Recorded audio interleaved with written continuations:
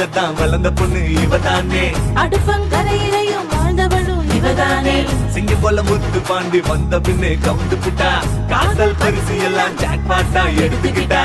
கண்ணால கண்ணால சாஞ்சி புட்டா தன்னால. வெட்கம் வேடி விட்டு ஓடிருச்சே உன்னால. கல்யாணம் கல்யாணம் நம்ம வீட்டு கல்யாணம். கல்யாணம் கல்யாணம் தங்க மகளி கல்யாணம். கல்யாணம் கல்யாணம் நம்ம வீட்டு கல்யாணம். கல்யாணம் கல்யாணம் தங்க மகளி கல்யாணம்.